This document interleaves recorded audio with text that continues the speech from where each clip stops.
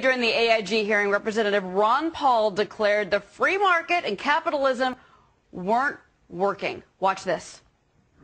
We had a system where the free market wasn't working. We didn't have capitalism. The allocation of capital came from the direction of the Federal Reserve and a lot of rules and regulations by the Congress. We had essentially no savings, and capital was supposed to come from savings, and we had artificially low interest rates. So looking at all that, then this means we'd have to look differently at what our solutions should be. So what should our solution be? Joining us now, Representative Ron Paul, Republican from Texas. Congressman, always great to talk to you, sir. Thank you. You made a really interesting point today, Congressman. You know, you said that we're pointing a lot at the victimization of this, but that we're not looking at the problem, the cause of all of this financial mess. If you could pick one cause that has gotten us here, what would you say it is? Easy money. The Federal Reserve artificially lowering interest rates, deceiving the people, the investors, the savers, into believing that there's a lot of savings out there and that we should invest more, build more houses, build more cars. It's a malinvestment which is every bit as dangerous from inflation of the money supply as is the high prices that usually come.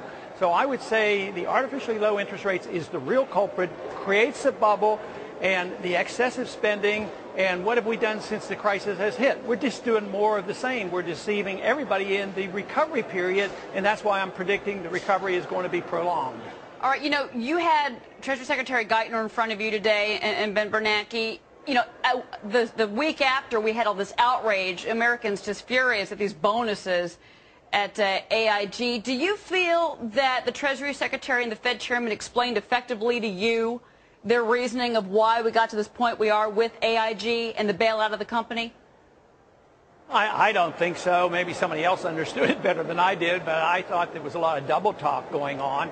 And besides, there's no easy answer for this. I mean, the Congress, appropriates all these huge sums of money without strings attached. And then when the public becomes knowledgeable of some easy bonuses and huge bonuses, then we have to scream and holler and be outraged. So I don't think we got to the bottom at all, because the problem came from the initial bailout. So you can't tinker around and say, well, we're going to put a 90% tax on these bonuses and solve the problem with an unconstitutional move. That certainly won't solve the problem. And we have to go back one step and say, why in the world did we appropriate that money? But what do? We just appropriate more and more money and turn up the spigots with the Federal Reserve, and they have no obligation to tell us what they're doing. Well, then should we just be free markets then, Congressman? Should we just let AIG fail? They made the bed, they should lie in it, and they should fall apart in it as well?